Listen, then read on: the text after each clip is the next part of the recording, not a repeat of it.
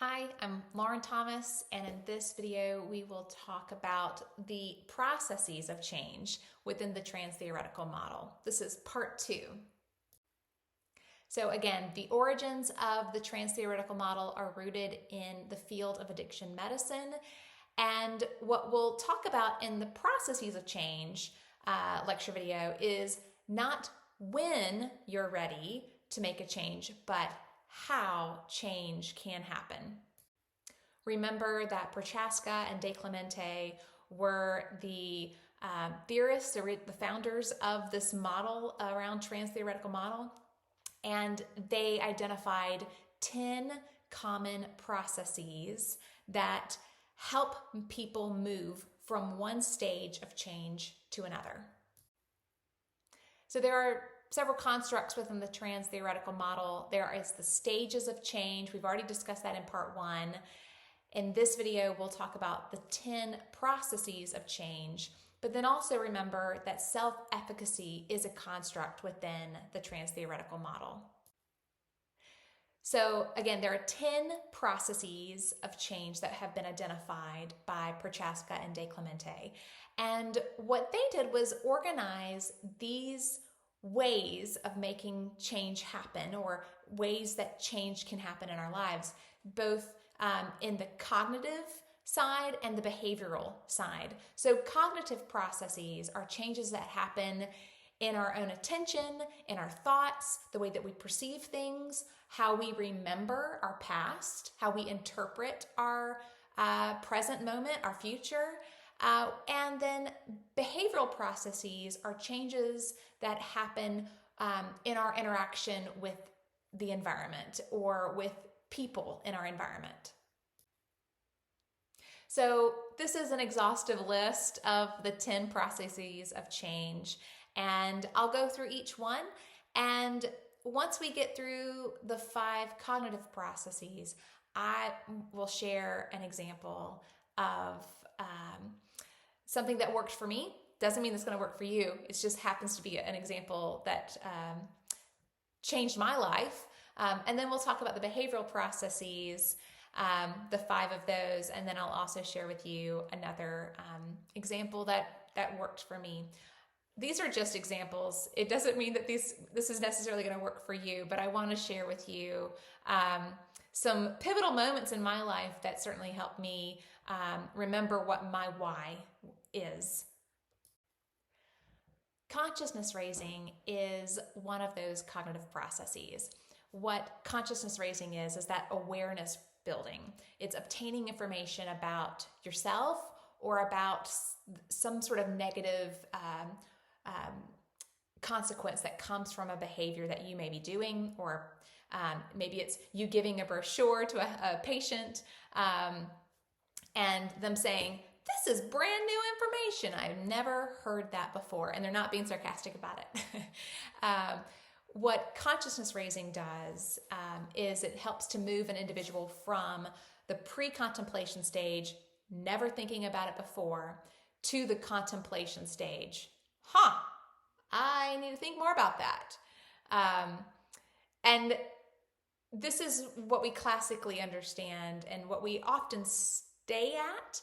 And I want you to understand that this is not where we may begin there, but as a health professional, it's important for us to not just stay there. Brochures do a great deal of good in raising awareness, raising your own consciousness, but also maybe your patient's consciousness towards understanding that something is unhealthy. But then we also need to help handhold at times the people that we're serving to help them make sense and make meaning of this new information.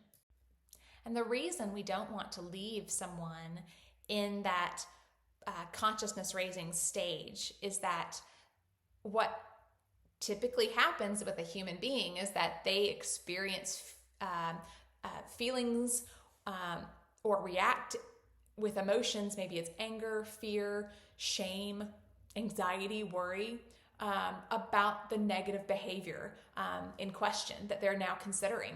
So this is what the theorists call dramatic relief or emotional arousal. And it is important for us to move through that as people who want to change. But we gotta, keep them moving and use that energy, that the emotions within their body is energy moving through their body. So we need to help them move from that pre-contemplation stage to the contemplation stage, and now with that those feelings, move them towards preparing and making a change in their life. And I'd also want to bring up that while negative feelings may happen, we can also experience positive emotions, and we can use positive emotions like joy, pleasure, to move us towards a particular positive health behavior as well, and move us towards that preparation stage as well. One of the cognitive processes mentioned is environmental re-evaluation. That's taking a good look at your surroundings and saying, what in my life, what in my lifestyle, what in my home environment, what in my workplace environment, what is undermining me from reaching my goals? What people are undermining me reaching these goals towards a better quality of life? And that's really looking honestly at the behavior itself and considering what environmental changes need to happen, be it social relationships that need to change, or physical environmental change that need to be made. So, for example, if you were thinking about eating healthier foods, it may be going, I need to look in my kitchen and open that fridge and take all of the crap out. Whatever that, if that's where you are. Realizing that having a positive environment that supports your goals is an important space to be, that will help you move from contemplation mode to preparation mode, or move someone from pre-contemplation mode to contemplation mode. So again, in kind of re-examining your environment, or as a health professional, helping someone re-examine what's there to support you, what's there not to support you, to help kind of remove those barriers in your life, those obstacles that are going to get in your way, is an important process. Social liberation is another cognitive process mentioned. And what I find interesting about this process is that this is very subjective. This is where you start to re-examine, well, what is normal? Am I not normal? Maybe I need to move into a direction where this particular health behavior that I want to take on is normal. So realizing that social norms are changing in a direction of supporting that healthy behavior change. This may mean you go to healthier restaurants, or you decide that if I'm going to study, then I need to put myself in a social environment where studying is supported, like going to the library. So you're finding options, you're finding alternatives than the existing environments that you have been seeing as normal. You start to find a new normal in these environments. And what this often does is move an individual from one stage to the next. Often the decision point, that decisional balance stage, where you're helping someone prepare to make this change happen in their life. The last cognitive process is self-re-evaluation. After you have looked at all and blamed all the other people in your life, and you've blamed all the other environmental factors in your life, all you have left is yourself. So self-re-evaluation is where you are looking honestly at yourself, at your thoughts, at your beliefs, at how you have behaved, and the impact that behavior has had on yourself, on other people. You're assessing that this isn't who I want to be anymore. This isn't serving me well. It's not serving the people around me well. It sounds like this is something that I need to move forward and build a new identity of who I see myself as. Self-reevaluation is a powerful process to help someone move through, and really it comes after that decision has been made, and you're really helping them to solidify and build a strong preparation stage. As I was preparing this lecture video, I was reflecting on the behavioral change moments that were pretty pivotal in my life. And this movie came to mind. This movie came out in 2004 when I was in college, and it's called Super Size Me. It's a documentary that you could probably find on YouTube or find it somewhere. It's out there, guys. It's a great film about a documentary filmmaker who decides to eat fast food every meal for 30 days. And he takes before and after and snapshots of his health. He works with doctors along the way. And it not only was impactful to me, but it honestly changed the fast food industry. I would hope for the better. You don't see supersized portions, or at least it being labeled that as much anymore as you may have 2 decades ago. But this film for me really helped me to understand as a growing into public health professional, just how bamboozled we can be as consumers about what is normal, what's normal to eat, what's a normal amount of food to eat, and then also just how we can be conditioned in that way.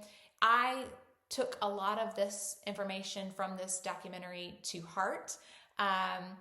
I re-examined a lot of my own behaviors, and I'll say this, in 2004, I was 21 years old, and this movie stuck with me so long that 10 years later, I had another moment in my life that changed me, and I made a significant change in my own health 10 years later. So, we're always making changes. Just because we have one change doesn't mean we can't make more changes and more improvements in our life. But this one was a real Kickstarter for me because what it did was it raised my consciousness around the food that I'm eating, whether it was nutritional or not. I thought, filling my body up was important. It was also very disturbing to watch this film. It may not be disturbing to you now as you watch it, but for me it was. Supersized portions were very normal and very inexpensive.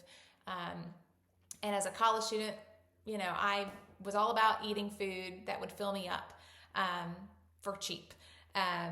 So what I appreciate is that this really helped to make me reconsider my own the environment, that fast food was not my friend. That's going into that sort of environmental reevaluation. I started thinking about, why am I drinking so much soda? Why would I consider getting the supersized portion when really all I care to drink might be a small soda if I was wanting to have a soda at that time? And what it also helped me think about was that the menu options within a fast food restaurant, I could choose other options. I could choose smaller portions because the supersized portion just wasn't serving me well.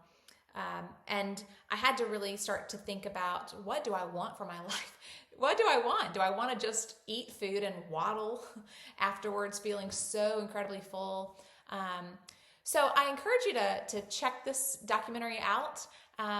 This one hit all the marks for me around all of those cognitive processes of change. It raised my consciousness. It certainly had some drama-filled moments where I was angry, not only with myself, but about how I was raised and how I, ate this way as a kid. It helped me to reevaluate fast food and just the way our communities have been designed around fast food. it also liberated me to start thinking about, well, what else is normal? What else could I eat? If it's not fast food, what else could I eat?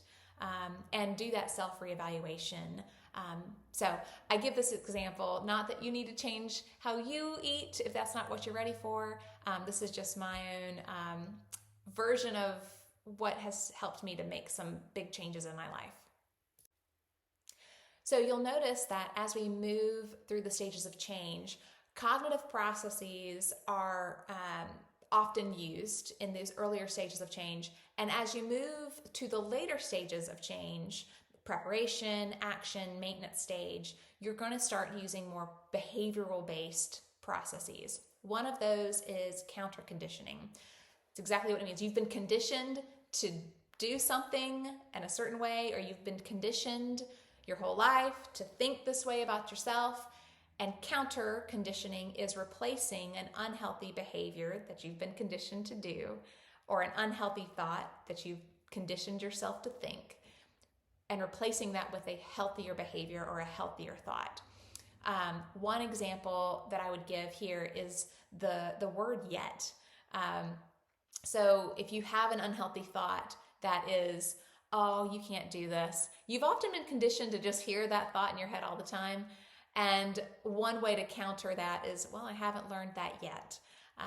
What counter conditioning can do is help move someone from preparation stage and become filled with, overwhelmed with doubt that they can even do something.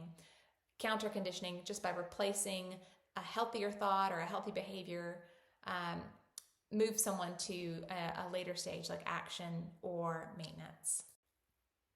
Helping relationships, this is where a health professional is critical, and they are a part of change. If someone, a patient or a client, can help identify people who can serve as support and help them support their own behavioral change, that is so powerful. Having people who support you and identifying those people who support you can help you move into from the preparation stage to the action stage or to the maintenance stage. So having helping relationships are almost everywhere within the stages of change space. Another behavioral process that helps people move towards the behavior that they want to make is controlling the stimulus that is cueing them to a negative behavior. So this might mean removing those reminders, removing those triggers that engage them in that negative behavior and that negative thought, removing it from their environment. So you're controlling the stimuli that's coming at you, that's distracting you from that goal. As well as you can also add your own stimuli by adding positive reminders, positive cues, positive triggers that help you engage in that positive behavior, that healthy behavior. Again, this is helping people move into the later stages of change, moving someone from preparation to action, moving someone from action to maintenance stage. And we've talked about in this course this idea of intrinsic motivation, extrinsic motivation. Sometimes you need some extrinsic motivation to get you towards really believing that change is possible. And that's what reinforcement management does. It's creating your own reward system to incentivize the continuation of a positive behavior, or it's creating a consequence to penalize you when you are behaving in a way that's maybe not so healthy. I'll let you know, the latter is not as effective. So what reinforcement management, this particular strategy, this particular behavioral process can do is move someone from the action stage. They're in the rhythm, they have all this motivation. Reinforcement management, having a reward system, helps to build that muscle memory for that individual and move them from that action stage into maintenance stage. It's so critical to have that. While you need that extrinsic motivation, use it. And until your muscles have built up that habit, whatever this healthy habit that you may be doing or the person that you're working with may be wanting to give, having a reinforcement system can help support someone as they're building up their own intrinsic motivation. Self-liberation is a behavioral process. It's sort of this like moment that you realize that you don't need that negative behavior anymore. It has lost all of its grips and attachments to you, and you feel very free. That is not who you are anymore. That has served you. You have no emotional attachment to it. There's literally a block that you're just like, I don't want to do it anymore. That's not something I want to do anymore. And what a freeing feeling that can be. To help someone move from that preparation stage to that action stage and that maintenance stage, it means they are looking forward, and to look back at that negative behavior, to even reflect on it, is not helpful. Like, it's not even serving them anymore. What a beautiful space to be, to feel that liberation.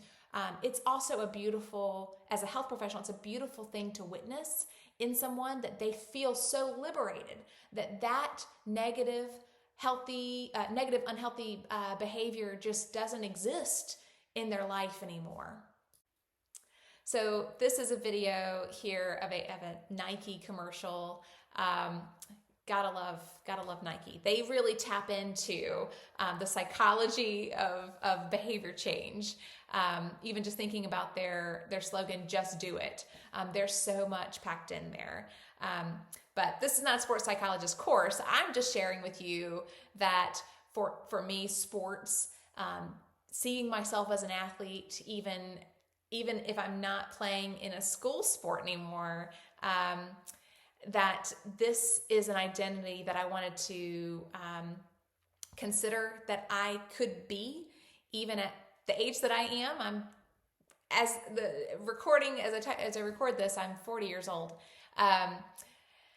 But I think that what sports can do is it's really a conduit to change. It is a process, a part of all of those behavioral processes that we just talked about.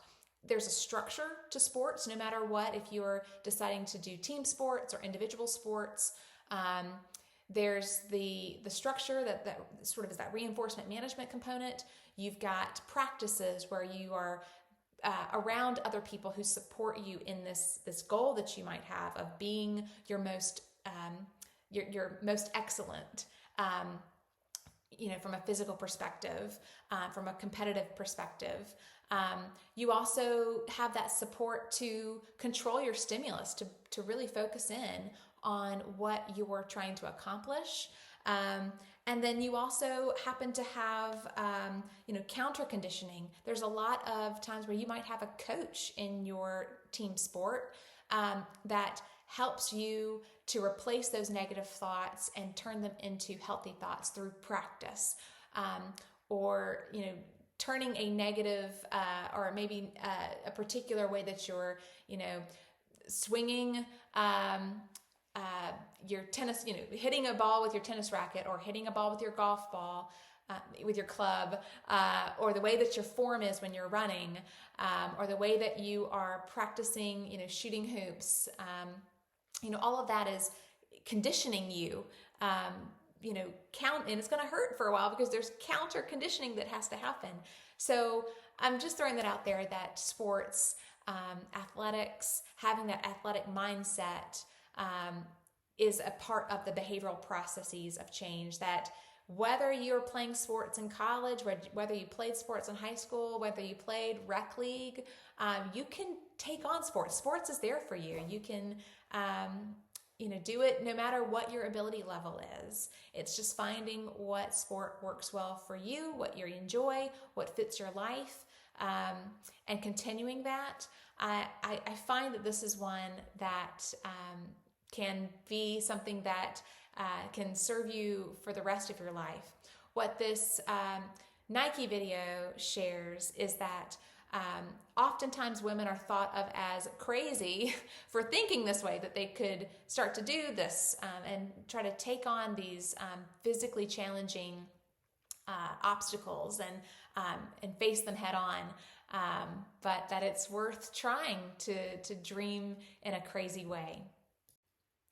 I also want you to remember that within the Transtheoretical model, self-efficacy is a big part of helping someone move through change. If someone doesn't believe that they have the ability to make a change, they're not going to make a change. So this is sort of the underlying construct of this entire model here, this entire health behavior theory.